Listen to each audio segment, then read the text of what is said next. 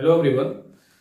Today I will cover your next poem, A Tiger in the Zoo, written by Leslie Norris. तो मैं आज इस poem को हिंदी और इंग्लिश दोनों को मिक्स करके एक्सप्लेन करूंगा, क्योंकि कुछ बच्चों ने मुझसे रिक्वेस्ट किया था कि आप एक्सप्लेन अगर करें तो उसको हिंदी और इंग्लिश दोनों में करें। First of all we will give the intro of this poem. देखिए, the writing method is very apt and very important one. जो राइटिंग मेथड है, स्टाइल भी हम उसको कह सकते हैं, लेस्ली नॉरिस के द्वारा लिखा हुआ काफी इंपॉर्टेंट है, एप्ट भी है।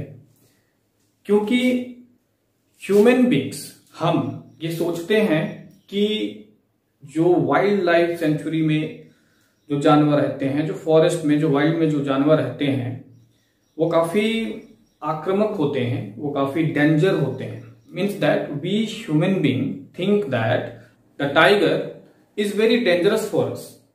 लेकिन हम ये नहीं सोचते हैं कि जो इस धरती पे सबसे खतरनाक है वो ह्यूमन है, वो हम हैं। एक जो टाइगर होता है, एक लॉयन होता है, या ऐसे कोई वाइल्ड एनिमल्स होते हैं, they kill other animals but not out of envy और हैट्रेड। वो जेलसी से, शत्रुता से या नफरत से किस जानवर को वो नहीं मारते हैं। लेकिन हम क्या करते हैं, हम किसी को भी मार देते हैं। हमारे अंदर नफरत है और उसकी वजह से तमाम जो जाने जाती हैं, हम किसी को मारते हैं, इसी वजह से मारते हैं। यानी कि ये हमारा मुख्य उद्देश्य होता है। लेकिन मुख्य उद्देश्य अगर किसी जानवर को मारना हो और एक टाइगर मारता है, वो उसकी हैट्रेड नहीं होती, उसकी शत्रुता नहीं होती, और ना ही वो किसी जेलसी की वजह से मारता है। तो एक जो टाइगर होता है, जिसका डिस्क्रिप्शन पोएट ने इस पोएम के थ्रू दिया है, he just wanted to compare the life in forest and the life in the city. He also compares the reality and the ideal symbolism that has been used in this poem. तो वो ये बताना चाहता है कि हम कहते हैं कि जानवर बहुत ही भोले होते हैं, वो काफी खतरनाक भी होते हैं, ये हमारी सोच है। लेकिन जो जानवर होते हैं उनके पास सिर्फ दो एम होता है लाइफ को जीने के लिए। वो होता है कि वो उन्हें सिर्फ भोजन चाहिए। एक टाइगर को सिर्फ भोजन चाहिए और रहने के लिए स्थान चाहिए। उन्हें घर से मतलब नहीं है, उन्हें पैसों से मतलब नहीं है, और ना ही उन्हें किसी स्टेटस से मतलब है, नाम से मतलब है। लेकिन एक मानव, एक इंसान, वो हर एक चीज से मतलब रखता है, और जब उसका डिजायर पूरा नहीं होता है तो वो क्या करता है, वो गलत काम करता है, वो जान लेता है, वो फ्रॉड करता है, लोगों में नफरत फैलाता है। तो इस पोएम में हम लोग देखेंगे एक हेल्पलेस टाइगर की लाइफ स्टोरी, जो कि वो एक केज में बंद है, और उसकी व्यथा क्या है, it has been described. First of all, have a look on the board and go with me by reading these lines. He stalks in his vivid steps. The tiger stalks means what? Stalk means walking. The tiger walked inside the cage, inside the cage, and vivid means it has been of different color, strips means aligning. So आप लोग देखे होंगे कि tiger के जो skin, tiger का जो skin होता है, उस स्किन पर लाइनिंग्स होते हैं, काफी सारे लाइनिंग्स होते हैं। तो उसी लाइनिंग्स को यहाँ पर जो पोएट है विविड स्ट्रिप्स कहता है। नेक्स्ट जो लाइन है हमारा, वो है the few steps of his cage. यानी कि जो टाइगर है वो चलता तो जरूर है, लेकिन his walking is limited. He just walked a few steps inside the cage because he was confined in that.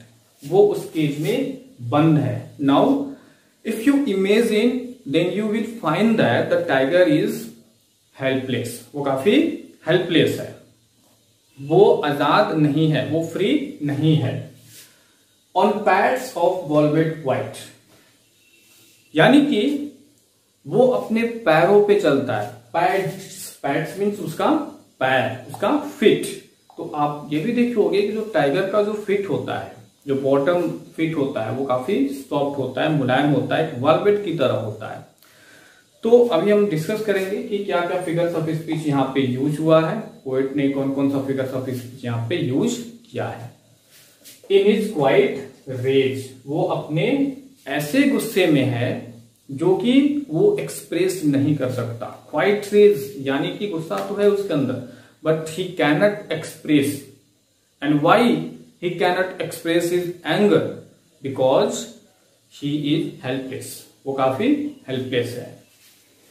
So the tiger just walked a few steps under his vivid colors inside the cage, and his feet is very soft, and he is in anger, but he cannot express it. अब हम देखते हैं कि इसमें rhyming scheme क्या है और figures of speech यानी कि लिटरेरी डिवाइसेस या पोएटिक डिवाइसेस क्या क्या यूज हुए हैं. जो इसका राइमिंग स्कीम है वो है A B C B. A B C और ये बी, यानी कि ये ए है, ये बी है, ये सी है और ये बी है. Cage and rage is matching together, but A and B is not matching together. What is the literary devices that has been used in this stanza? The first one is personification. इसको हम हिंदी में मानवीकरण भी कहते हैं. यानी कि अगर कोई इनएनिमेट ऑब्जेक्ट होता है और उस इनएनिमेट ऑब्जेक्ट को हम एनिमेट करते हैं, यानी कि उसको लाइफ देते हैं, उसको जीवन प्रदान करते हैं, तो ये आपका पर्सनिफिकेशन होता है. तो यहां जो टाइगर है, टाइगर को पर्सनिफाई किया गया है, यानी कि वो तो एक जानवर है. जानवर के लिए हम पर्सनिफिकेशन का यूज नहीं करते हैं, वो हमेशा मानव के लिए करते हैं. तो हम ये भी जानते हैं कि जो प्रोनाउंस किसी जानवर के लिए यूज होता है वो इट होता है, but here the poet has used he, and this describes that कि उसने टाइगर को क्या किया है, पर्सनिफाइज किया है. तो सबसे पहली बात कि पर्सनिफिकेशन का यूज हुआ है और वो इंडिकेट करता है ये वर्ड चीज. And the second poetic device that has been used in this stanza is that metaphor. Metaphor का यूज हुआ है. ये मेटाफोर कहां पे यूज हुआ है, देखो. On pads of velvet quite, जो उसके पैर हैं उस पैर को वेलवेट से डायरेक्टली कंपेयर किया जा रहा है. तो इस तरह से ये जो दो वर्ड्स हैं, two words have been directly compared. तो यहां पे जो पोएटिक डिवाइस यूज हुआ है वो क्या है, मेटाफोर है. तीसरा जो पोएटिक डिवाइस है वो है इंजैबमेंट. इंजैबमेंट क्या होता है, व्हेन द फर्स्ट लाइन और द सेकेंड लाइन, कोई भी हो सकता है, it is not ended in that line. अगर कोई लाइन उसी लाइन में जहां पर पोएट उस लाइन को एंड करना चाहता है ना खत्म हो करके it ends in another line, in the next line, वो किसी दूसरी लाइन में एंड होता है, तो उसे हम इंजैबमेंट कहते हैं. तो आप देख सकते हो कि he stalks in his vivid steps and there is no comma, there is no colon, there is no semicolon. तो यहां पे ये लाइन नहीं खत्म हुआ है, ये लाइन खत्म हुआ है केज पे. तो यहां पे इंजैबमेंट का यूज हुआ है. जो फोर्थ पोएटिक डिवाइस यूज हुआ है वो है इमेजरी. What is imagery? जब आप इस लाइन को पढ़ोगे तो you will find an image about the tiger in your mind. You will think that there is a tiger and it is inside the cage. He was in quiet phase and he was just walking a few steps inside the cage. So all the figures, all the a picture will automatically will be formed in your mind। तो इसी क्या कहते हैं, imagery कहते हैं। तो students हमारा जो नेक्स्ट फिगर्स ऑफ स्पीच है वो है ऑक्सीमोरॉन। ऑक्सीमोरॉन क्या है, क्वाइट रेस। जब कोई दो शब्द एक दूसरे के अपोजिट मीनिंग में हो, जब कोई दो सब्जेक्ट एक दूसरे के अपोजिट मीनिंग में हो, वो क्या होता है, ऑक्सीमोरॉन होता है। जैसे कि क्वाइट मीन्स क्या होता है, बिल्कुल ऐसा कि शांत सा और बिल्कुल साइलेंट सा। लेकिन रेज मीन्स क्या होता है, in anger, in A furious mode. लेकिन यहां पे क्या है, दोनों एक दूसरे के अपोजिट हैं। लेकिन क्वाइट रेज मीन्स क्या, उसके में गुस्सा तो है, वो एंगर में है, वो गुस्से में है, लेकिन वो अपने गुस्से को कंट्रोल करके रखा है। क्यों कंट्रोल करके रखा है, बिकॉज ही इज हेल्पलेस। जो नेक्स्ट आपका पोएटिक डिवाइस है वो है एजोनेंस। व्हाट इज एजोनेंस, किसी भी लाइन में अगर कोई वॉवेल साउंड रिपीट होता है तो उसे हम एजोनेंस कहते हैं। जैसे यहां पे वॉवेल साउंड, यहां देखो आई वॉवेल साउंड है और ये आई वॉवेल साउंड यूज हुआ है आपके फर्स्ट लाइन में, in his vivid stripes. You will find in में भी आई है, हीज में भी आई है, विविड में भी दो आई है और स्ट्रिप्स में भी है। यानी कि इस पूरे 4 वर्ड में एजोनेंस का यूज हुआ है। You can find also in next line. जैसे कि आप यहां देख सकते हो, हीज और क्वाइट में भी एजोनेंस का यूज हुआ है। ठीक है, तो ये आपका एजोनेंस है। कंजोनेंस आपका क्या होता है, एजोनेंस का अपोजिट होता है। यानी कि एजोनेंस में वोवेल साउंड रिपीट होता है 2 या उससे अधिक शब्दों में, बट कंजोनेंस में कंसोनेंट साउंड क्या होता है, रिपीट होता है। जैसे कि आप यहां देख सकते हो कि एस जो कंसोनेंट लेटर है या साउंड भी कह सकते हैं, वो रिपीट हुआ है आपके फर्स्ट लाइन में। स्टॉक्स और स्ट्रिप्स को आप देख सकते हो फर्स्ट लाइन में रिपीट हुआ है, तो ये आपका क्या है, कंजोनेंस है। आइए अब देखते हैं नेक्स्ट स्टांजा को देखते हैं। He should be lurking in shadow. Lurking means to hide himself in behind something to catch your prey. तो इस तरह से जो टाइगर है, वो पोएट ये कहना चाहता है कि if he would B free so he would B living in a forest. अगर वो आजाद होता तो वो एक जंगल में रहता और जंगल में रह करके वो अपने आप को एक लॉन्ग ग्रास में हाइड करता और वहां हाइड करके वो क्या करता, प्रे को, अपने शिकार को पकड़ने के लिए वहां पे छुपा रहता। स्लाइडिंग थ्रू लॉन्ग ग्रास, यानी कि ऊंचे ऊंचे जो ग्रास होते हैं, जो घास होते हैं, उसमें अपने आप को छुपा करके और वो अपने शिकार को, यानी जिसको हम प्रे कहते हैं, वो उसे पकड़ने की कोशिश करता। नेक्स्ट लाइन पढ़ते हैं। Near the water hole where plump deer pass.